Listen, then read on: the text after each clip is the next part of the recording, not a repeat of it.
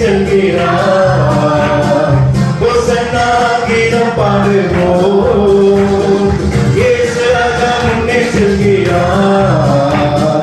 ஹோசன்னா கீதம் பாடுவோம். வேகம் சென்றிடுவோம். ஹோசன்னா ஜெயமே, ஹோசன்னா ஜெயமே, ஹோசன்னா ஜெயம் நமக்கே, ஹோசன்னா ஜெயம் நமக்கே. அல்லேலூயா துதி மகிமை என்றும், அல்லேலூயா துதி மகிமை, அல்லேலூயா துதி மகிமை என்றும், அல்லேலூயா துதி மகிமை. இயேசு ராஜா எங்கள் ராஜா, இயேசு ராஜா எங்கள் ராஜா என்றென்றும் போற்றிடுவோம். ஹோசன்னா ஜெயமே, ஹோசன்னா ஜெயமே, ஹோசன்னா ஜெயம் நமக்கே, ஹோசன்னா ஜெயம் நமக்கே.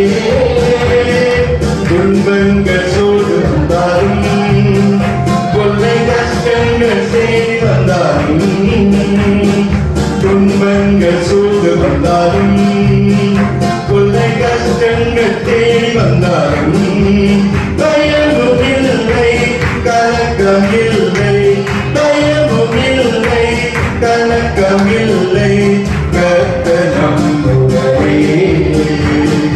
ஹோசன்னா ஜெயமே, ஹோசன்னா ஜெயமே, ஹோசன்னா ஜெயம் நமக்கே, ஹோசன்னா ஜெயம் நமக்கே. யோர்தானின் வெள்ளம் வந்தாலும், எரிகோ கோட்டை சுண்டி வந்தாலும், யோர்தானின் வெள்ளம் வந்தாலும், எரிகோ கோட்டை சுண்டி வந்தாலும், பயமும் இல்லை கலக்கம் இல்லை, பயமும் இல்லை கலக்கம் இல்லை, மீட்பர் நம்முடனே. அல்லேலூயா, ஜெயம் நமக்கு ஆண்டவர் தருவார்.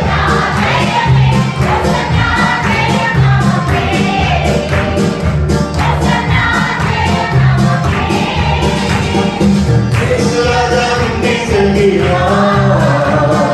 ஹோசன்னா கீதம் பாடுவோம். இயேசு ராஜா முன்னே செல்கிறார். ஹோசன்னா கீதம் பாடுவோம். வேகம் சென்றிடுவோம்.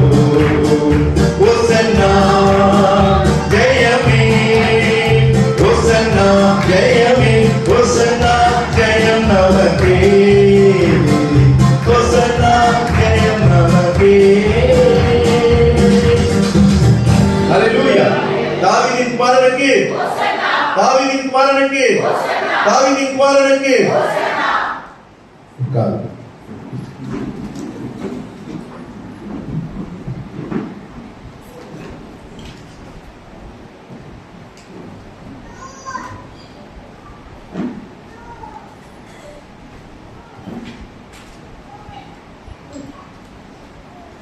ஜெபம் செய்வோம். ஆண்டவரே, இப்படிப்பட்டான ஒரு நாளிலே நீர் ஆண்டவரே ராஜாவாக, மகிமையின் தேவனாக நீர் ஆண்டவரே பவனி வந்த இந்த அருமையான நல்ல நாளிலே ஆலயத்திலே நாங்கள் கூடி உம்முடைய வார்த்தைகளை மீண்டும் இந்த பவனி நாளிலே கேட்கக்கூடியான ஒரு கிருபையை தந்திருக்கிறேன். நன்றி செலுத்துகிறோம். இந்த வார்த்தை எங்களுக்கு பிரயோஜனமாக இருக்க உதவி செய்யும். நீ பேசும் ஆண்டவரை நாங்கள் கேட்கிறோம். இயேசு மூலம் கேட்கிறோம் அன்புள்ள பிதாவே, ஆமென். ஹல்லேலூயா, ஹல்லேலூயா. உண்மையாகவே ஆண்டவருடைய நாமம் தொடர்ந்து மகிமைப்படுவதாக. கர்த்தர் இந்த நாளை நமக்கு தந்திருக்கிறார். ஒரு மகிழ்ச்சியான நாள். ஏனென்றால் இந்த இப்படிப்பட்ட நாள் 2000 வருஷங்களுக்கு முன்பதாக ஆண்டவரை அவர்கள் தெய்வமாக ராஜாவாக ஏற்றுக்கொண்டு கழுதையின் மேலே ஏற்றி அவர்கள் தெருவோரும் அவர்கள் கவனியாக அழைத்து வந்து உன்னத்தில் இருக்கிற தேவனுடைய குமாரனுக்கு ஓசன்னா, இயேசு ராஜாவுக்கு ஓசன்னா என்று சொல்லி அவரை ராஜாவாக ஏற்றுக்கொண்ட இந்த அருமையான நாளிலே நாம் தேவனுடைய வார்த்தையை கேட்கும்படியாக வந்திருக்கிறோம். ஆகவே நாம் உண்மையாகவே காத்திருப்போம். கர்த்தர் இந்த வார்த்தை மூலமாக கர்த்தர் நம்மோடு நிச்சயமாக பேசுவாராக. ஒரு இப்படியாக சொல்லுவார்கள், பழமொழி கிடையாது, இப்படி சொல்லுவாங்க. நாம் சொல்லக்கூடிய பொய் நம்மை வாழ விடாது. ஆனா நாம் செய்கிற உண்மை நம்மளை சாக விடாதுன்னு சொல்லுவாங்க. அதாவது பொய் வாழ விடாது, உண்மை சாக விடாதுன்னு சொல்லுவாங்க. ஆண்டவர் எதிர்பார்க்கிற காரியம் இதுதான், பொய்யான வாழ்வு அல்ல. தேவன் விரும்புகிற உண்மையான வாழ்க்கையை தான் வாழ. ஏன்னா அவர் உண்மையுள்ளவர். அவரை ராஜாவாக ஏற்றிருக்கிற நாம், அவரை நாம் மகிமையின் தேவனாக ஏற்றிருக்கிற நாமும் அவரை போல உண்மை உள்ளவர்களாக வாழ வேண்டும். உண்மை கண்டிப்பாக உயர்வை தரும். ஒரு திருடன் ஒருவன் இருந்தான். அவன் கோயிலுக்கு போய் சாமியை கும்பிட்டு இருக்கிறான். திருடன் ஏன் கோயிலுக்கு போறது? இன்னைக்கு திருடங்க எல்லாருமே கோயிலுக்கு போறாங்க. கோயிலுக்கு வரக்கூடிய அனைவருமே உத்தமர்கள் கிடையாது. எல்லா தவறுகளும் செய்வாங்க, ஆனால் கோயிலுக்கும் வருவாங்க, ஆலயத்துக்கும் வருவாங்க. இல்ல அது அப்படித்தானே? இவனும் போறான், போய் அன்னைக்கு ஆண்டவரிடத்துல சாமி கும்பிட்டு இருக்கிறான். அப்போ அவனுக்கு ஏதோ ஒரு எண்ணம் வருது. அப்போ அந்த எண்ணமானது அவர் கடவுளை பார்த்து அவன் சொல்றான், இனிமே நான் திருடுறேன், ஆனா ஒரு காரியத்தை மட்டும் இனி நான் செய்யவே மாட்டேன். அதாவது பொய்யே பேச மாட்டேன், உண்மையை தான் பேசுவேன் அப்படின்னு சொல்லி அந்த ஆண்டுடைய சன்னிதானத்துல ஒரு முடிவு எடுத்தான். அடுத்த நாள் இவன் ராத்திரியிலே திருட போகும்படியாக அரண்மனைக்கு செல்கிறான். அரண்மனையிலே திருடுறதுக்கு அவ்வளவு தைரியசாலி, நல்ல திறமசாலி, திருடுவது திறமசாலி. அப்ப அரண்மனை வாசலிலே நைசாக போயிருக்கும் போது அங்கே இன்னொருவரும் வருகிறார். அவர் வேறு யாரும் இல்லை, அந்த அரண்மனை, அந்த நகரத்தினுடைய ராஜா. ஆனா மாறு வேஷத்துல அவர் இருக்கிறார். அவர் மாறு வேஷத்திலே, அதனால ராஜான்னு அவனுக்கு தெரியல. அப்போ இவரும் அவங்க சந்திக்கிறாங்க. அப்போ இவர் கேட்கிறாரு, என்னப்பா இந்த இடத்துல நீ வந்திருக்கிய அப்படின்னு. இல்ல, அவதான் பொய் பேசக்கூடாது, அவதான் உண்மை பேசணும் முடிவு எடுத்துட்டானே. இல்ல, நான் அரண்மனைக்குள்ள திருட வந்திருக்கிறேன், நீங்க யாருன்னு கேட்டான். அப்ப நானும் ஒரு திருடன், வெளியூர்ல வரேன், எனக்கு இன்னைக்குதான் நான் அரண்மனையில போய் ஏதாவது எடுக்கணும்னு எனக்கு தோணுச்சு, வா இப்ப பேசாம ரெண்டு பேரும் போய் என்ன பண்ணலாம், அரண்மனையில இருந்து நம்ம திருடிடலாம் அப்படின்னு சொல்லி அவங்க ரெண்டு பேரும் என்ன பண்றாங்க, உள்ள போவதற்கு முடிவு பண்றாங்க. அப்போ இந்த திருட சொல்றான், சரி ஓகே, எடுக்கிறதுல உங்களுக்கு 50 எனக்கு 50, ஏன்னா நம்ம ரெண்டு பேரும் கஷ்டப்பட்டு எடுக்கிறோம், பாதி பாதி எடுத்துக்கலாம் அப்படின்னு சொன்னேன். ஓகே, இந்த டீலுக்கு எனக்கு ஓகே சொல்லி ராஜா என்ன பண்ண ஓகே சொல்ல, ரெண்டு பேரும் போறாங்க. ராஜாவுக்கு அந்த இடங்கள்லாம் நல்லா தெரியும், ஆனா தெரிஞ்ச மாதிரி காட்டில. கடைசியில் அரண்மனை கஜானா, முக்கியமான கஜானாவுக்கு அங்க போறாங்க. போன ஒரு பெரிய பெட்டி இருக்குது, திறந்துதான் இருக்குது அந்த பெட்டி. ஏன்னா கஜானா கூட எல்லாம் மூடிலாம் வைக்க மாட்டாங்க, அது திறந்துதான் இருக்குது. அப்போ அங்க உள்ள போறான், அதை திறக்கிறாங்க. திறந்தா அங்க 3 ரத்தின கற்கள் இருக்குது அந்த பெட்டியில, 3 பெரிய கல். அப்போ அந்த திருட சொல்றான், 3 கல் இருக்குது, நம்ம 3த்தையும் எடுக்க வேணாம், எத்தனை எடுத்துக்கலாம், 2 எடுத்துக்கலாம். திருட சொல்றான், ஏன்னா நம்ம ஏற்கனவே நம்ம டீல் பேசிட்டோம், என்னது உங்களுக்கு பாதி எனக்கு பாதி. இப்போ 3 எடுத்தோம்னா ஒரு இதை உடைக்கணும், அது சரி வராது. ஒண்ண நம்ம வச்சுதான், ஏன்னா இந்த அரண்மனைக்காக இருக்கட்டும், ராஜாவுக்கு அது சொந்தமாகட்டும், ஏன்னா நம்ம செய்யறதே தவறு, அது ராஜாவுக்கே போகட்டும், பரவாயில்ல, நீங்க ஒண்ணு நான் ஒண்ணு எடுத்துக்கலாம் அப்படின்னு சொல்லி அது 2 மட்டும் எடுத்து ராஜாவுக்கு ஒண்ணும் திருடன் ஒண்ணு எடுத்துக்கிட்டு போயிட்டான். அப்ப இவர் ராஜா என்ன பண்ற, வெளியே நைஸா அவன் பின்னாடி அவனுக்கு தெரியாம போய் அவன் வீடு எங்கன்னு பார்த்துட்டு வந்துட்டான். அடுத்த நாள் அரண்மனையை கூட்டினார், ராஜாவாக உட்கார்ந்து இருக்கிறார். அப்ப ராஜா சொல்றாரு, வாங்க எல்லாம் வாங்க, ஒரு முக்கியமான அறிவிப்பு எல்லாம் வராங்க. அப்போ சொல்றாங்க, அரண்மனையில ஒரு திருடு போயிடுச்சு. எல்லாரும் அதிர்ச்சியா போச்சு, அதுவும் குறிப்பா அங்க உட்கார்ந்து அமைச்சருக்கு ரொம்ப அதிர்ச்சியா போச்சு. அது எப்படி அரண்மனையில போகும், உங்களுக்கு எப்படி தெரியும்?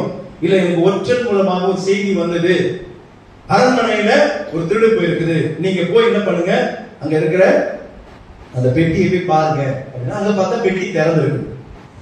அமைச்சர் போய் பாக்குறாரு, பார்த்தா அங்க என்ன இருக்குது, ஒரு ரத்தின கல் இருக்கு. இப்ப இவங்க நினைச்சாரு, திருட வந்தவன் 3 கல் உண்டு, அவருக்கு தெரியும், 2 எடுத்துட்டு போயிட்டான், 1 வச்சுட்டான். ஏன் அதை எடுத்துட்டு போயிட்டான்? இப்போ திருடங்கள்தான் பழி வரும், பேசாம என்ன பண்ணலாம், இந்த கல்லை நம்ம எடுத்துக்கலாம் அப்படின்னு சொல்லி அமைச்சர் என்ன பண்ணாரு, அந்த கல்லை எடுத்து பாக்கெட் வச்சு எடுத்துட்டு நேரம் ஓடி வர, ராஜா ராஜா நீங்க சொன்னது எனக்கு திருடு போய் விட்டது. அப்படியா, என்ன போச்சு அப்படின்னு 3 ரத்தின கல்லும் காணாம போயிடுச்சு. ராஜாவுக்கு தான் தெரியும் எத்தனை கல் காணாம போச்சு. இல்ல, அப்ப சொன்னாரு, நல்லா பாத்தியா, நல்லா பார்த்த ராஜா, 3 ரத்தின கல்லையும் காணும். அப்பா சொன்னாரா, சேவகன் கூப்பிட்டாரு, அட்ரஸ் சொன்னார், போய் அந்த பையனை அந்த ஆளை கூப்பிட்டு வா அப்படின்னு. எனக்கு வீடை பார்த்துட்டல, அங்க போய் திருடனை அழைச்சிட்டு வர, எங்க கூப்பிடுறீங்க அப்படின்னா, அரண்மனைக்கு வர சொல்லிட்டாங்க. அவ்வளவுதான், வெறுத்து விறுவிறுத்து போச்சு. ஆஹா, நம்ம மாட்டிக்கிட்டோம்டா, நம்ம திருடுனது தெரிஞ்சு போச்சு, நம்ம மாட்டிக்கிட்டோம், இன்னைக்கு ராஜா நமக்கு பெரிய பனிஷ்மெண்ட் கொடுக்க போறாரு அப்படின்னு சொல்லி அவன் வரான். அப்ப அங்க வந்தோடனே ராஜா அவனை அழைத்து வருகிறார். ராஜாவை அவனுக்கு தெரியல, ஏன்னா அவன் மார்வேஷத்துல இருந்தார். ராஜாவுக்கு அவனுக்கு தெரியும். உண்மையை சொல்லு, நீ தான் எடுத்தியா? ஆமா ராஜா, நான் தான் எடுத்தேன். எத்தனை எடுத்த? 2 எடுத்தேன். நீ எத்தனை இப்ப வச்சிருக்க? இதோ 1 கல் வச்சிருக்க. இவனுக்கு அதிர்ச்சியா போச்சு. ராஜாக்கு அதிர்ச்சி கிடையாது, அமைச்சருக்கு அதிர்ச்சியா போச்சு. என்னடா 2 தானே இவன் எடுத்திருக்கணும், அது கூட 1 தானே இவன் சொல்றான், இவனை பொய் சொல்றானா அப்படின்னு நினைச்சிட்டு அப்படியே யோசிச்சுக்கிட்டு இருக்கும்போது ராஜா சொன்னாரு, அந்த 1 அவன் வைகட்டார். இப்போ வச்ச உடனே ராஜா அமைச்சர் சொல்றாரு இந்த திருடனை பார்த்து, ஏன்டா அப்படி பொய் சொல்ற? 3 எடுத்துக்கிட்டு 1 எடுத்தேன்னு சொல்றிய, இது உண்மையா அப்படின்னு சொல்லி இதை சொல்லும் போது ராஜா சொன்னாரு, அமைச்சரே கொஞ்சம் நில்லுங்க, அவன் சொல்றது உண்மைதான். உடனே இவருக்கு அதிர்ச்சி, எப்படி அப்படின்னு, இல்ல அதுல அந்த திருடன் கூட சென்றதும் நான் தான், நான் ஒரு கல்லை எடுத்து வச்சிருக்கிறேன் பாரு, அந்த கல்லை எடுத்து காமிச்சேன். அப்ப அமைச்சருக்கு கொஞ்சம் கஷ்டமா போச்சு. அப்போ ராஜா சொன்னாரு, 2 கல்லு இங்க இருக்குது, இன்னொரு கல்லு எங்க இருக்குதுன்னு எனக்கு தெரியும். அமைச்சரே சொல்லுங்க ராஜா, வச்சிருக்கீங்களா அப்படின்னு.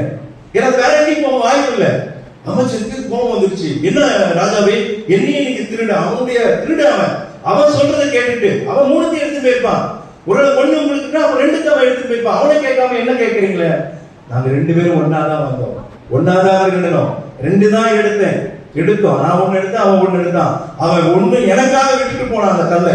இன்னைக்கு நீங்க எடுத்து வச்சிருக்கீங்க, தயவு செய்து அதை வச்சிருங்க, அப்படி இல்லைன்னா உங்களுக்கு சட்டப்படி நான் தண்டனை கொடுப்பேன் அப்படின்னு. அதுக்கப்புறம் மறைக்க முடியல. அமைச்சர் என்ன பண்ணாரு, அந்த கல்லை எடுத்து அங்க வச்சார்.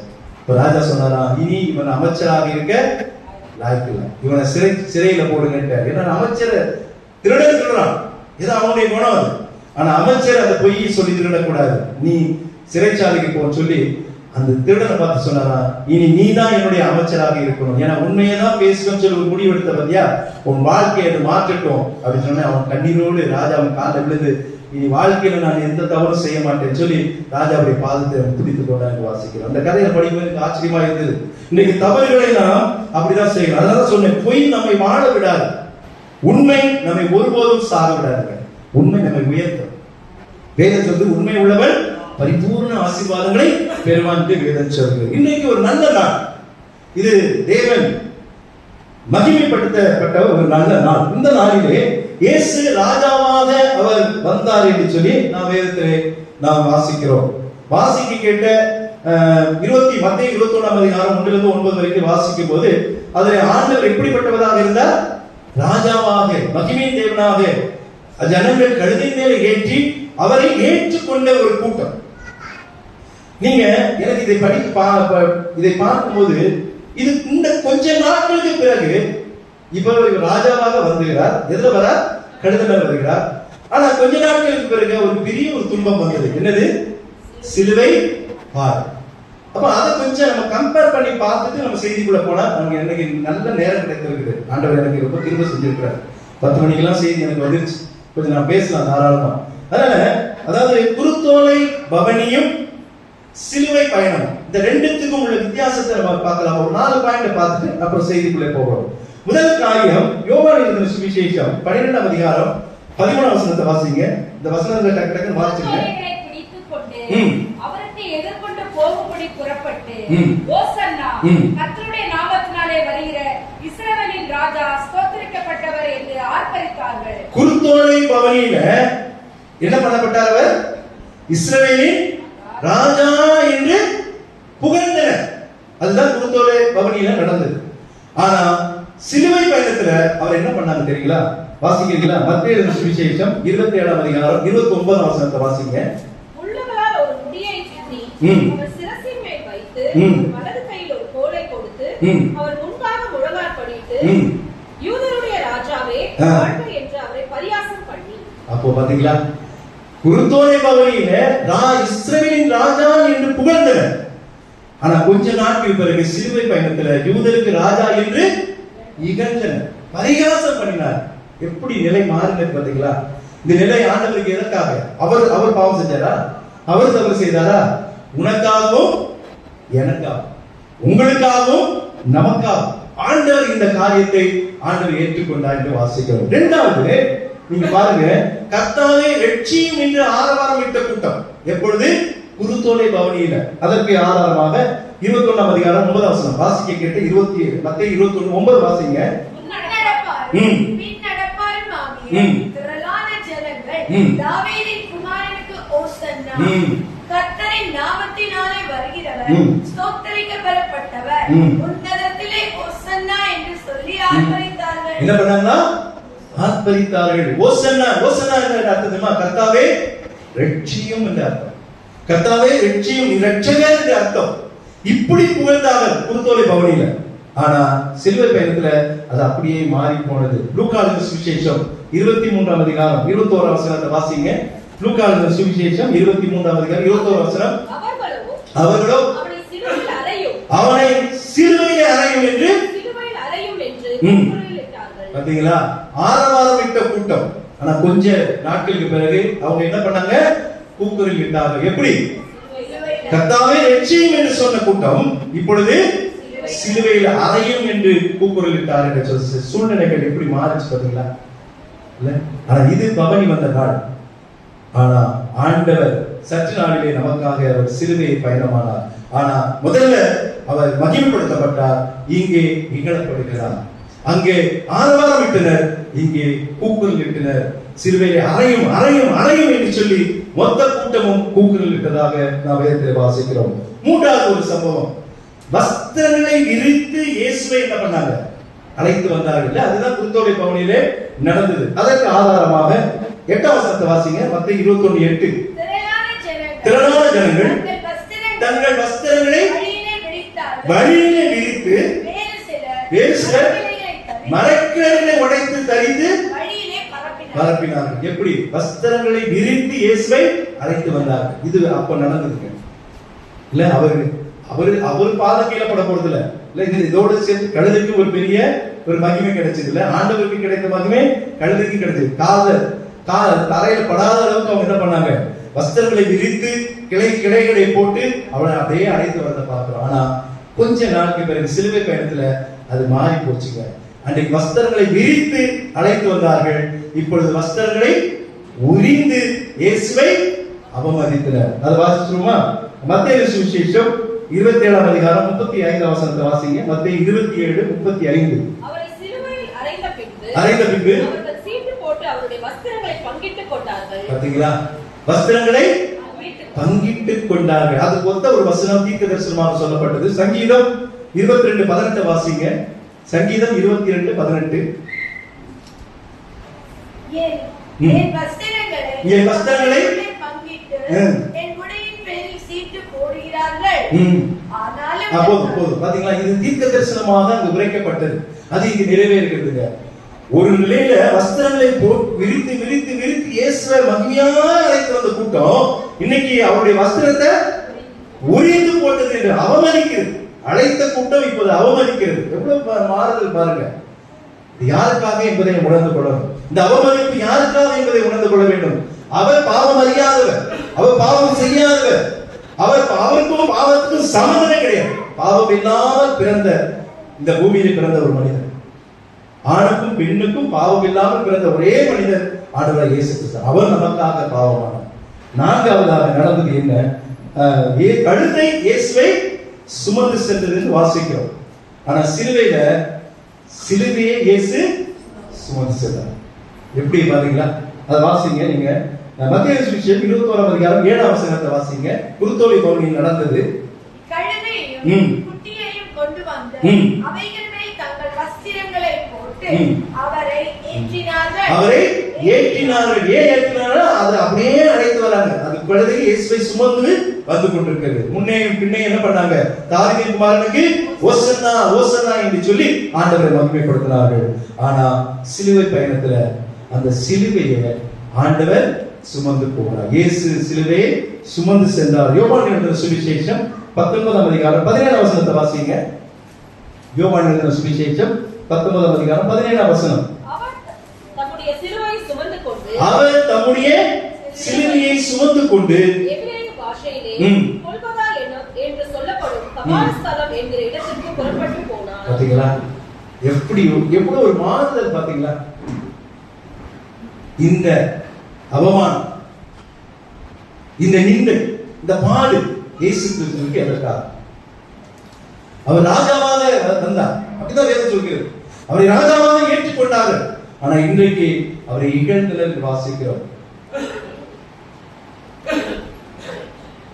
கர்த்தர் எதற்காக இந்த உலகத்திலே வந்தார் என்பதை நாம் புரிந்து கொள்வோமானால் அதுதான் இந்த ஆராதனுடைய ஒரு பெரிய ஆசீர்வாதம். ஏதோ நம்ம பாம் சண்டை ஆயிடுச்சு, குருத்தோலை ஞாயிறு வந்தோம், ஒரு பவனி போனோம், ஆலயத்தில் உட்கார்றோம், வார்த்தை கேட்டோம், கடந்து போகிறோம். அதற்கு ஆண்டவர் நம்மை அழைக்கவே இல்லைங்க. அவர் இந்த உலகத்திலே வந்ததன் நோக்கம் நம்மை பாவத்திலும் அக்கிரமத்திலும் அநியாயத்திலும் வாழ்ந்து கொண்டது நம்மை எங்கே கொண்டு போக முடியாது? பரலோகத்துக்கு கொண்டு போடியாக அவர் நம்மை இங்கே ராஜாவாக வந்தார். வந்துட்டு அவர் போயிட்டார், மரித்தார், 3ஆம் நாள் உயிரோடு எழுந்தார், அவர் போயிட்டார். அதன் முடிஞ்சு போச்சா? எப்படி ராஜாவாக வந்தாரோ அந்த ஆண்டவர் மீண்டும் மீண்டும் ராஜாவாக வரப்போகிறார். ஹல்லேலூயா, ஹல்லேலூயா. நம்பிக்கையோட கரங்களை சத்தமா சொல்லுங்க. அப்ப இந்த செய்தியுடைய தலைப்பு ராஜா வருகிறார். ராஜா வருகிறார், இதுதான் செய்தி. ராஜா வருகிறார். வந்த ராஜாவுக்கு இவங்க தேவனுடைய நாமத்தை மகிமைப்படுத்தினார்கள். அது நடந்துச்சு. இப்ப ராஜா வரப்போகிறார். நாம் என்ன செய்யணும்? ராஜா வருவதனுடைய நோக்கம் என்ன? வந்து ஹாய் அப்படி சொல்லிட்டு டாடா காட்டுறதுக்காக வரல. அவர் நம்மை அவருடைய பரலோகத்திலே கொண்டு போவதற்காக நம்மை அழைக்கும்படியாக அவர் ராஜாதி ராஜனாக வருகிறார். அப்போ எல்லாரையும் கூப்பிட்டு போயிடுவாரா? இந்த உலகத்துல எத்தனையோ கோடி மக்கள் இருக்கிறாங்க, எல்லாரும் ராஜாவாக ஆண்டவரோடு நம்ம போயிட முடியுமா? போக முடியாது. நம்ம என்ன செய்யணும் பார்த்துலாமா? 3 காரியங்கள். முதலாவதாக ராஜா வருகிறார், நாம் ஆராதிப்போம். இந்த வார்த்தை நீங்க மத்தேயு சுவிசேஷம் 21ஆம் அதிகாரம் 15ஆம் 16 வசனத்தை யாராவது வாசிங்க. மத்தேயு 21:15-16. தாவீதின் குமாரனுக்கு ஓசன்னா என்று தேவாலயத்திலே ஆர்ப்பரிக்கிற பிரதான ஆசாரியரும் வேதபாரகரும் கண்டு கோபமடைந்து அவரை நோக்கி, இவர்கள் சொல்லுகிறதை கேட்கிறீரோ என்றார்கள். அதற்கு இயேசு என்ன பதில் சொல்றார் பாருங்க. ஆம் கேட்கிறேன். குழந்தைகளுடைய வாயினாலும் பாலகருடைய வாயினாலும் துதி உண்டாகும்படி செய்தீர் என்பதை நீங்கள் ஒரு காலம் வாசிக்கவில்லையா என்றார். இந்த தாவீதின் குமாரனுக்கு ஓசன்னா என்று சொல்லி ஜனங்கள் ஆர்ப்பரித்தது ஒரு சில கூட்டத்துக்கு பிடிக்கல. அதுல முக்கியமாக யாரு? பரிசேயர்களுக்கும் சதிசேயர்களுக்கும் பிடிக்கல. அப்ப அவங்க என்ன சொல்றாங்க? இந்த தாவீதின் குமாரனுக்கு ஓசன்னா என்று தேவாலயத்திலே ஆர்ப்பரிக்கிற பிள்ளைகளையும் பிரதான ஆசாரியையும் வேதபாரகரும் கண்டு கோபமடைந்து, இவர்கள் சொல்லுகிறது உங்களுக்கு காதுல கேட்கிறதா? ஆண்டவர் சொல்றார், கேட்கிறது.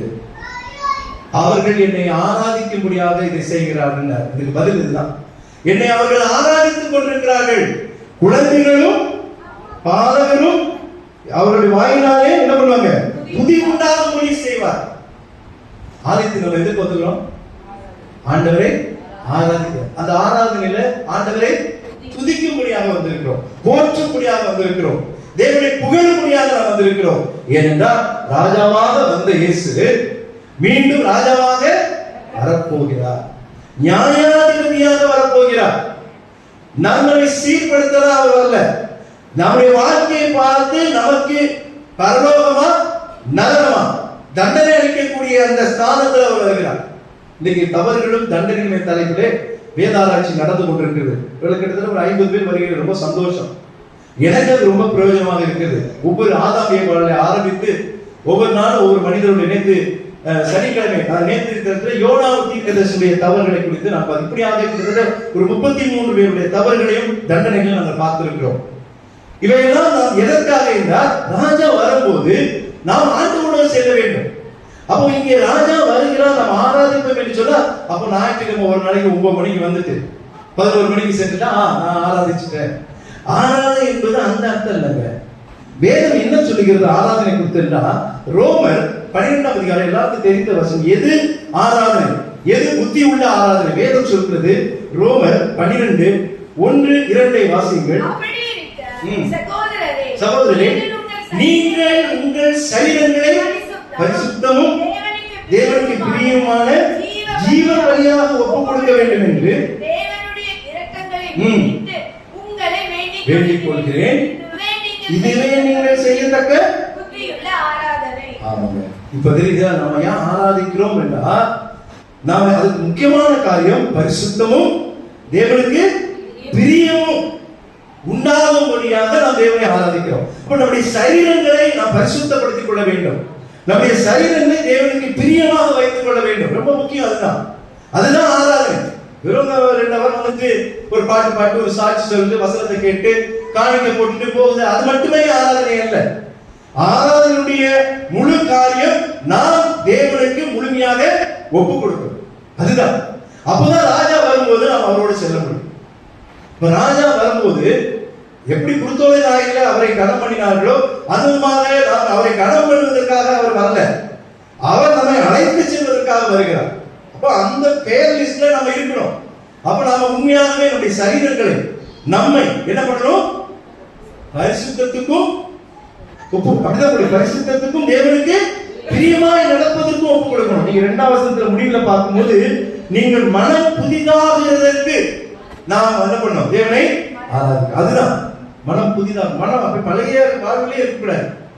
ஆண்டவர் நமக்குள்ள வேற சொல்லுது, நிறைவானது வரும்போது குறைவானது ஒழிஞ்சு போகும். நிறைவானது யாரு? ஆண்டவர் தான் நிறைவானவர். நிறைவானவர் நமக்குள்ள இருக்கும்போது குறைவான காரியங்கள் ஒழிந்து போகும். அப்ப கர்த்தரை ஆராதிப்பது, இந்த ஆராதனையும் அவசியம். ஏன்னா அது கட்டளை. ஓய்வு நாளே நீ ஆலயத்திலிருந்து நீ ஆசரிப்பாயாக என்று ஆண்டவருடைய கட்டளை, அதை நிறைவேற்றுகிறோம். ஆனா அதை மட்டும் செய்துவிட்டு உங்களுடைய சரீரங்களை தேவனுக்கு பிரியமில்லாமல் வைத்துவிட்டால் ராஜா வரும்போது நாம் பரிதபிக்கக்கூடியவர்களாக நாம் இருப்போம். நான் அடிக்கடி சொல்லிட்டு, நம்முடைய கல்வாரியிலே காலையில எந்த ஒரு மக்கள் ஒரு நாள் வந்தவர்களோ 1000 நாள் வந்தவர்களோ எங்க போகணும், பரலோகத்துக்கு போகணும். ஹல்லேலூயா. அப்படிப்பட்டான அந்த ஒரு கிருபையின் ராஜாவாக ஆண்டவர் வரப்போகிறார். அன்றைக்கு நமக்கு கிருபையெல்லாம் கிடைக்க, இன்னைக்குதான் அவர் கிருபையின் ராஜா. ஆனா அன்றைக்கு நீதியின் ராஜாவாக தான் வருவார். நம்ம என்ன செய்தோமோ அதுக்கு ஏற்ற பதில் தான் நமக்கு கிடைக்கும். ஆண்டவர் சொன்னார்ல, ஓமை வலது பக்கம் இடது பக்கம், செம்மறியான கூட்டம் எல்லா கூட்டம், நல்ல கூட்டம் கெட்ட கூட்டம் ரெண்டுமே உண்டு. வாசல் அப்படிதான் வச்சிருக்கிறாங்க. அதுக்கு நல்ல வாசல்ல கொஞ்சம் கூட்டம் தான் போகும். ஆமா, அந்த கேடாத வாசல்ல நிறைய கூட்டம் போகும். அதனால அது இந்த உலகத்துல மகிழ்ச்சியை கொடுக்கக்கூடிய. ஆனா நாம் தேவனை உண்மையாக நம்முடைய சரீரங்களிலே ஆராதிக்க, நம்முடைய எண்ணங்களிலே ஆராதிக்க, நம்முடைய மனம் புதிதாகணுங்க. அதுதான் ஆராதனையுடைய நோக்கம் என்று வாசிக்கிறோம். ஏன்னா வேதம் சொல்கிறது, நாம் தான் ஆலயம். சொல்லுதா இல்லையா? இந்த அப்ப இது என்ன ஆலயம் இல்லையா? இது ஆலயம், இது தேவன் வாசம் செய்கிறது. ஆனா நீங்கள் ஆவிக்குரிய வாழ்வே நாம தான் ஆலயம். நம்முடைய ஆலயத்தை ஒருவன் கெடுத்தால் தேவன் அவனை கெடுப்பார். வாசிச்சிருக்கீங்களா? 1 கொரிந்தியர் 3ஆம் அதிகாரம் 16ஆம் வசனத்தை வாசிங்க. 1 கொரிந்தியர் 3ஆம் அதிகாரம். தேவனுடைய ஆலயமா இருக்கிறீர்கள் என்றும் தேவனுடைய ஆவி உங்களில் வாசமா இருக்கிற என்றும் அறிந்திருக்கிறீர்களே. ஒருவன் நீங்க ஆலயத்துக்கு, இந்த ஆலயத்தை சொல்லுங்க, உங்களுடைய இருதயத்தை சொல்ல, நீங்கள் உங்களுடைய ஆலயத்தை கெடுத்தால் அவனை தேவன் கெடுப்பார். தேவனுடைய ஆலயம் பரிசுத்தமா இருக்கிறது, நீங்களே அந்த ஆலயம். ஹல்லேலூயா. நாம தான் ஆலயம். அப்போ இந்த ஆலயமானது ஆராதிக்கும். அதுக்குதான் ராஜா வருகிறார். அப்ப நம்ம ஆராதிக்கிறோமா? ஆராய்ந்து பாருங்க. வரும்போது நம்ம தவிக்க விட்டுட்டு ஆண்டவர் போகக்கூடாது. அது அவர் கையில் இல்லை, நம்ம கையில். நம்முடைய கிரியைகள், நம்முடைய செயல்கள், நம்முடைய நடக்கைகள் இதெல்லாம் தேவனுக்கு பிரியமானதாகவும் பரிசுத்தமாகவும் இருப்பதுதான் நீங்கள் புத்தி உள்ள ஆராதனை. அல்ல ஆலயத்தில் ஆராதிப்பது மாத்திரமல்ல, உங்களை நீங்களே ஆராய்ந்து பார்த்து ஆராதனைக்குரியவர்களாக உங்களுடைய சரீரங்களை நீங்கள் மாற்ற வேண்டும். இது முதல் காரியம். 2வது, ராஜா வருகிறார், நான் என்ன செய்ய வேண்டும்? ராஜா வருகிறார், நாம் ஆர்ப்பரிப்போம். 21ஆம் அதிகாரம் மத்தேயு 21:9 வாசிங்க. மத்தேயு 21:9 வசனத்தை வாசிங்க. தாவீதின் குமாரனுக்கு ஹோசன்னா, கர்த்தரின் நாமத்தினாலே வருகிறவர் ஸ்தோத்திரிக்கப்படப்பட்டவர், உன்னதத்திலே ஹோசன்னா என்று சொல்லி ஆர்ப்பரித்தார்கள் என்று வாசிக்கிறோம். ஆர்ப்பரிப்பது என்பது ஆண்டவருக்கு நாம் நன்றி சொல்லுவது. கர்த்தருக்கு நாம் எப்பொழுதும் நன்றி உள்ளவர்களாக இருக்க வேண்டும், ஆர்ப்பரிக்கிறவர்களாக இருக்க வேண்டும். ஆரவாரமிட்டார்கள் என்று வாசிக்கிறோம், ஆர்ப்பரித்தார்கள் என்று வாசிக்கிறோம். ராஜா வருவது அந்த ஆர்ப்பரிப்போடு அவரை நான் சந்திக்க முடியுமா? இல்ல அமைதியா கவர்மெண்ட் பின்னாடி ஓடுவோமா? ஐயோ இயேசு வந்துட்டாரு, இயேசு ராஜா வந்துட்டாரு, நான் செஞ்ச தவறுதான் என் முன்னாடி நிக்குதே, இனி பிரயோஜனம் இல்லை. நீங்க அந்த நேரத்தில் மாறவே முடியாது. அவர் வரும்போது நம்முடைய வாழ்க்கை சரியில்லை என்றால் கைவிடப்படுவீர்கள். அதுல மாற்று கருத்து கிடையாது. ஆனா இன்றைக்கு அதுல கிருபையின் நாட்கள், ரட்சின்றே ரட்சணை, இதுவே அனுக்கிரக காலம். இந்த காலங்கள் கர்த்தர் நமக்கு தந்திருக்கிறார். இந்த நாட்களிலே நாம் ஆராதிப்பது மட்டுமல்ல, தேவனுக்கு நாம் நன்றி உள்ளவர்களாக இருக்கும். எவ்வளவு நன்மைகள் செய்திருக்கிறார். நாம் ஆர்ப்பரிக்கிறோமா? யோசிச்சு பாருங்க. வேதம் சொல்கிறது சகரியா 9:9, சீயோன் குமாரத்தியே நீ கம்பீரித்து கைகூறு என்று வாசிக்கிறோம். நீங்க பழைய பாடல போய் பாத்தீங்கன்னா இதுக்கு ஒத்த வசனம் நிறைய இருக்கு. சரி, நேரம் ஆகிவிடும். வெளிப்படுத்தின விசேஷம் 7ஆம் அதிகாரம் அதை வாசிக்கிறோம். வெளிப்படுத்தின விசேஷம் 7ஆம் அதிகாரம் 9 வசனங்களை வாசிக்கிறோம். 9வது வசனம்.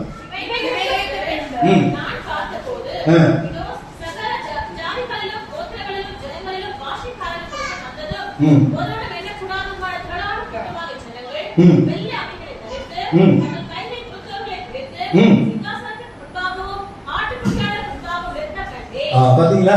அங்க நிக்கிறாங்க, அவங்க என்ன பண்றாங்க? எதை பிடிச்சிட்டு இருக்காங்க? தங்கள் கைகளில்.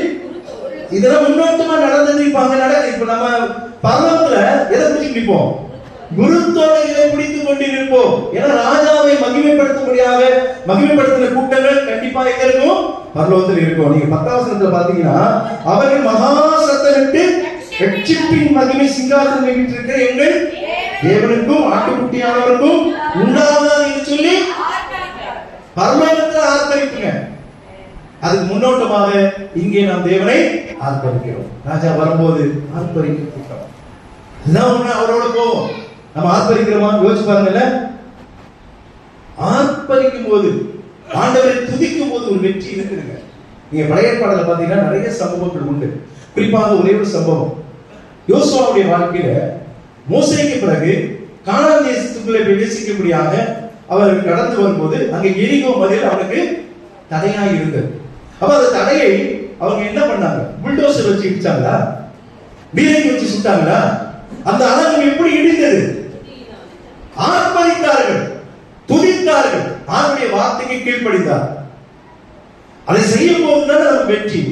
இங்க என்ன நடக்குது? நீங்க இருக்கும் போது யோசுவா புஸ்தகம் 6ஆம் அதிகாரம் 15ஆம் வசனத்தை வாசிக்கல. நான் அடுத்த காலத்துக்கு போகிறேன். 7ஆம் நாளிலே அதிகாலையிலே கிழக்கு வெளுக்கும்போது எழுந்திருந்து அந்த பிரகாரமே பட்டணத்தை 7 தரம் சுற்றி வந்த கதை உங்களுக்கு தெரியும். ஆண்டவர் என்ன சொன்னார்? நீங்க சண்டையெல்லாம் போட வேணாம். நீங்க செய்ய வேண்டியது என்னமா? 6 நாள் அந்த மதியில சுற்றி வாருங்க. ஒரு முறை தான், 6 நாளைக்கு. 7ஆவது நாள் 7 முறை சுற்றி வாருங்க. அன்றைய தினத்திலே பட்டணத்தை 7 தரம் சுற்றி வந்தார். 7ஆம் தரம் ஆசாரியர் எக்காளங்களை ஊதுகையில் என்ன பண்ணாங்க? ஆர்ப்பரிக்கிற கூட்டம் பாருங்க. எக்காலத்தை ஊதுகையில் யோசுவா ஜனங்களை நோக்கி ஆர்ப்பரியுங்கள். எப்படி சொல்றாரு பாருங்க, ஆர்ப்பரியுங்கள். பட்டணத்தை கர்த்தர் உங்களுக்கு ஒப்பு கொடுத்தார். ஒப்பே கொடுக்கலங்க, இனிமேதான் கொடுக்க போறார். ஆனா என்ன சொல்றாரு? ஒப்பு கொடுத்தார். எப்படி? ஹல்லேலூயா. ஆண்டவர் ஒப்பு கொடுத்தாருங்க. நீங்க ஆர்ப்பரிக்கும் போது, நீங்க நன்றி சொல்லும் போது, நீங்க துதிக்கும் போது ஆண்டவருடைய நாமம் மகிமைப்படுகிறது. எல்லாரும் சும்மா துதிக்கிறது இல்லைங்க, வாழ்க்கையில பரிசுத்தத்தோடு நீங்க துதிக்கணுங்க. அதுதான் ரொம்ப முக்கியம். எல்லாத்தையும் ஆண்டவர் ஏற்றுக்கொள்ள மாட்டார். யோசுவா என்கிற ஒரு தனி மனிதனுடைய வாழ்க்கை, இஸ்ரவேல் ஜனங்கள் சீர்கெட்டு தான் நடந்தார்கள். ஆனா யோசுவா திறமையாக அவர்களை வழி நடத்தி, உண்மையாக வழி நடத்தி அங்க ஒரு பெரிய வெற்றி ஆண்டவர் கொடுத்திருப்பாங்க. 20ஆம் வசனத்தை வாசிங்க. 6ஆம் அதிகாரம் 20ஆம் வசனம். எக்காளங்களை ஊதுகையில் ஜனங்கள் ஆர்ப்பரித்தார்கள். எக்காள சத்தத்தை ஜனங்கள் கேட்டு மகா ஆரவாரத்தோடு முழங்குகையில் அலங்கம் இடிந்து விழுந்தது. அலங்கம் என்னாச்சு? உடனே போதும் அவ்வளவுதான். இப்போ இன்னைக்கு ஒரு ராஜ்யத்திலிருந்து ஒரு ராஜ்யத்துக்கு என்ன அனுப்புறாங்க? ராக்கெட் அனுப்புறாங்க. ராக்கெட் இல்ல, அது என்ன? போர் விமானத்தை அனுப்புறாங்க. இல்ல, அது என்னது? எதுக்கு? போய் குண்டு போட்டுட்டு காலி பண்ணுறது. எரியும் அதை வந்து அவ்வளவு ஈஸியா உடைக்க முடியாது. இவங்ககிட்ட அந்த மாதிரியான எக்யூப்மெண்ட்ஸ் எல்லாம் கிடையாது. அப்ப எப்படி இடிச்சது? ஆண்டவரால எல்லாம், அவ்வளவுதான் ஒரு வார்த்தை, ஆண்டவரால எல்லாம் கூடும். அவர் நினைச்ச எல்லாம் கூடும். அவர் நினைச்ச எல்லாமே கூடும். அவரால் முடியாத காரியம், தேவனால் கூடாத காரியம் வேதம் சொல்லுது. அவர்கள் ஆர்ப்பரித்தார்கள், அலங்கம் இடிந்தது, தடை நீக்கப்பட்டது. ராஜா வரும்போது நாம் ஆராதிப்பது மாத்திரமல்ல, நாம் ஆர்ப்பரிக்க வேண்டும் என்று சொல்லி வேதம் கற்றுக் கொடுக்கிறது. மூன்றாவதாக ஒரு காரியத்தை சொல்லி முடிக்கிறேன். ராஜா வருகிறார், அப்ப நம்ம ஆயத்தப்பட வேண்டும். அல்லேலூயா. நம்முடைய நோக்கமெல்லாம், நம்முடைய இலக்கெல்லாம் இந்த ஆயத்தத்துக்காக நாம் வாழ்வதற்காக ஆயத்தப்பட வேண்டும். மத்தேயு சுவிசேஷம் 26 அதிகாரம் 4 வசனத்தை வாசிங்க. இதோ உன் ராஜா சாந்த குணமுள்ளவராய் கழுதையின் மேலும் கழுதை குட்டியாகிய மரியின் மேலும் ஏறிக்கொண்டு உன்னிடத்தில் வருகிறார் என்று சீயோன் குமாரத்திற்கு சொல்லுங்கள் என்று. 8 வசனத்தை வாசிங்க. திரளான ஜனங்கள் தங்கள் வஸ்திரங்களை வழியிலே விரித்தார்கள், வேறு சிலர் மரக்கிளைகளை தரித்து வழியிலே பரப்பி. இங்கே ராஜாவாக வந்த இயேசுவை அவர்கள் ஆயத்தப்படுத்தினார்கள். இதுதான் அதனுடைய அர்த்தம். என்ன பண்ணாங்க? கழுதை கொண்டு வர சொன்னா கழுதை வந்தது. யாராவது தடை பண்ணா அதெல்லாம் யாரும் தடை பண்ண மாட்டாங்க. அப்படி கேட்டாங்கன்னா நீங்க ஆண்டவருக்கு வேணும்னு சொல்லுங்க, கொடுத்துருவாங்கன்னு சொல்லிட்டாரு. கொண்டு வராங்க. அப்போ ராஜா வருகிறார் என்று அவர்கள் உணர்ந்து ராஜாவை ஏற்றுக்கொள்ளும்படியாக அவங்க என்ன பண்ணாங்க? ஆயத்தப்படுகிறார்கள். என்ன ஆயத்தப்படுத்துறார்? படுகிற ஜனங்கள் வழியெல்லாம் என்ன பண்ணாங்க? வஸ்திரங்களை விரித்தார்கள், கிளைகளை, மரக்கிளைகளை. ஏன்னா சொகுசா வரணும், கஷ்டப்படாம வரணும். இந்த கழுதைக்கு ஒரு மோசம் வந்துச்சு பாருங்க, ஆண்டவரை சுமந்த கழுதைக்கு இல்ல, ஏன்னா அதுதான் சுமந்து கொண்டு வந்தது. கழுதைக்கு ஒரு ஆண்டவரோடு சேர்ந்த கழுதைக்கு மவுசுங்க. ஆண்டவரோட நாம சேர்வது இந்த கழுதைக்கு மவுசு உண்டு. அல்லேலூயா. நாம கழுது, நம்ம அந்த கழுதுதான் ஆண்டவரை சுமந்து செல்கிற கழுதை. நமக்கு ஆண்டவர் ஒரு பெரிய ஆயத்தத்தை ஆண்டவர் எதிர்பார்த்து கொண்டிருக்கிறார். ஏன்னா நமக்காக ஒரு ஸ்தலத்தை அவர் ஆயத்தம் பண்ணி வைத்திருக்கிறார். ஆண்டவர் போகும்போது எல்லாம் அண்ணாந்து பார்த்தாங்க. ஐயோ, சீஷர்கள் மற்றும் எல்லாமே. இப்ப ஆண்டவர் சொன்னார், ஏன் அப்படி பாக்குறீங்க? ஒண்ணும் பார்க்காது, எப்படி நான் போறனோ மீண்டும் நான் ராஜாவா வருவேன் சொன்னாரா இல்லையா? அப்ப அவர் வரப்போறாரா இல்லையா? அவர் வரப்போகிறார். அப்ப நாம தான் என்ன பண்ணணும்? ஆயத்தப்படணும். ராஜா வந்தார், இவர்கள் ஆயத்தம் பண்ணினார்கள். ராஜா வரப்போகிறார், நாம் ஆயத்தப்பட வேண்டும். அதுதான் ஒரு உதாரணத்துக்கு சொல்லி நான் முடிக்கிறேன். 10 கன்னிகைகளை ஆண்டவர் ஒரு உதாரணத்துக்கு சொல்லுகிறார். அது 5 பேர் புத்தி உள்ளவர்கள், 5 பேர் புத்தி இல்லாதவர்கள். இப்ப இங்க ஒரு 100 பேர் உட்கார்ந்து இருக்கிறோம். இதுல எத்தனை பேர் புத்தி உள்ளவர்கள், எத்தனை பேர் புத்தி இல்லாதவர்கள்? இதை நான் ஒருவேளை சொல்ல முடியாது, உங்களுக்கு தான் தெரியும் யார் புத்தி உள்ளவர்கள் யார் புத்தி இல்லை. இந்த உலகத்தின் புத்தி சொல்லல, ஆண்டவர் வரும்போது நீங்க ஆயத்தத்தோடு இருக்கணும். 10 பேரும் மணவாளன் வரப்போவதற்காக ஆயத்தப்பட்டார்கள். எடுத்துங்க மத்தேயு சுவிசேஷம் 25 அதிகாரம் 1 வசனத்தை வாசிங்க. அப்பொழுது பரலோக ராஜ்யம் தங்கள் தீவெட்டிகளை பிடித்துக் கொண்டு மணவாளனுக்கு எதிர்கொண்டு போக புறப்பட்ட ராஜா வரப்போகிறார். அவர்கள் எதிர்கொள்ள காத்திருக்கிற 10 கன்னிகைகள், 10 ஸ்திரீகள்.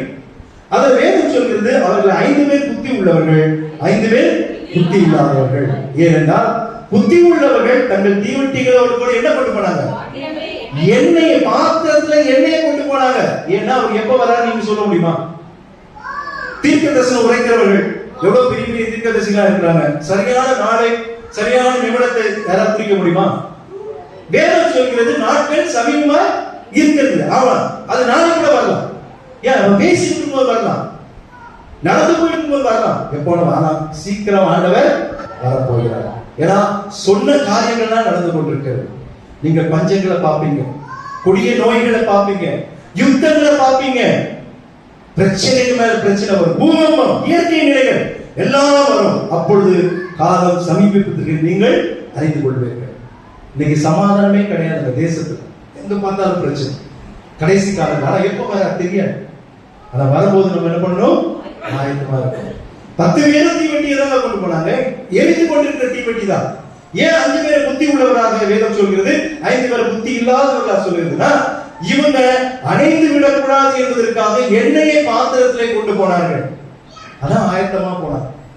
ராஜா வரும்போது, மணவாளன் வரும்போது இவர்கள் போவதற்கு ஆயத்தமா இருந்தார்கள்.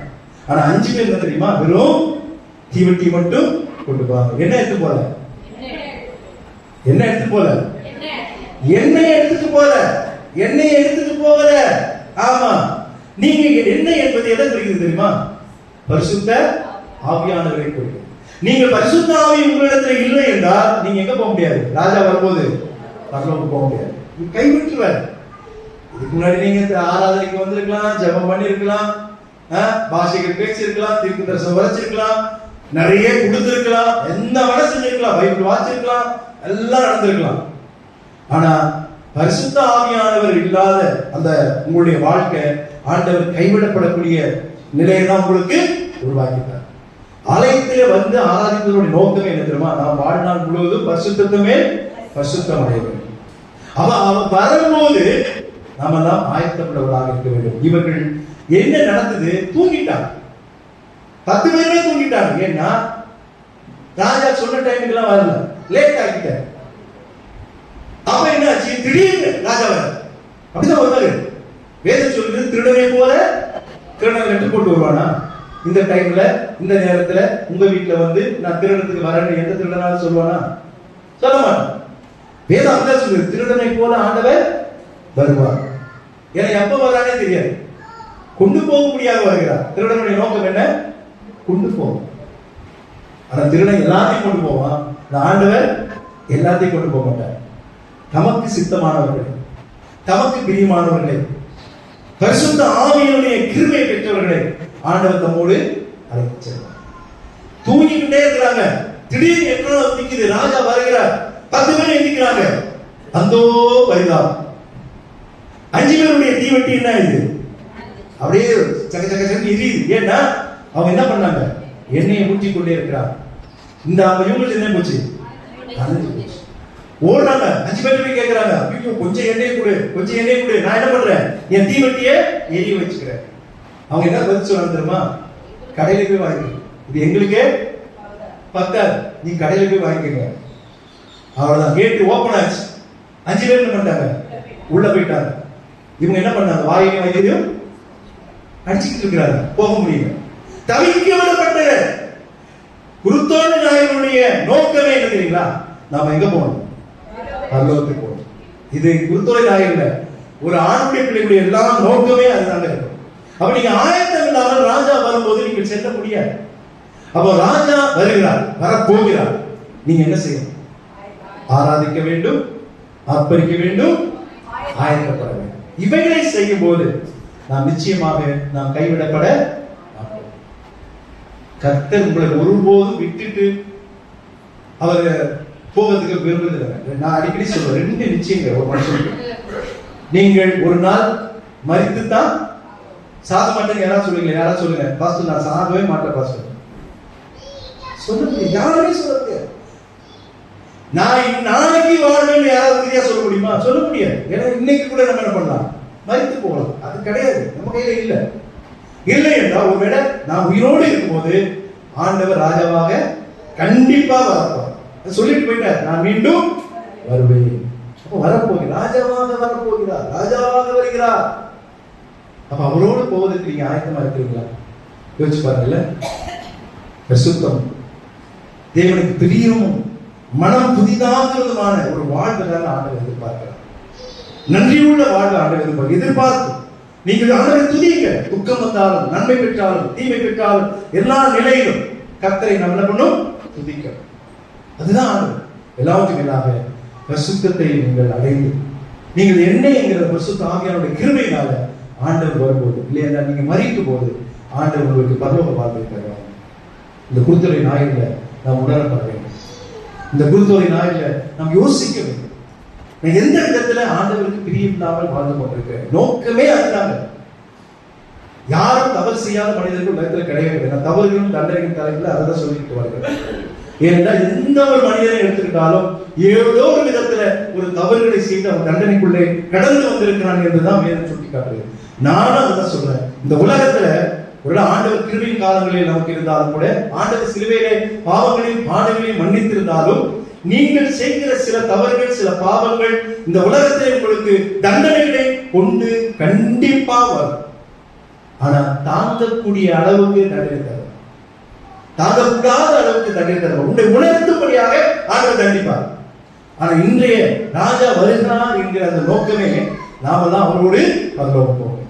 அதனால வேதம் சொல்கிறது, நாம் ஆராதிப்போம், நாம் ஆர்ப்பரிப்போம், நாம் ஆயத்தப்படுவோம். இந்த குருத்தோலை ஞாயிறு நம் ஒவ்வொருவருக்கும் ஆசீர்வாதமாக இருக்க கர்த்தர் நமக்கு உதவி செய்வாராக. ஆமென்.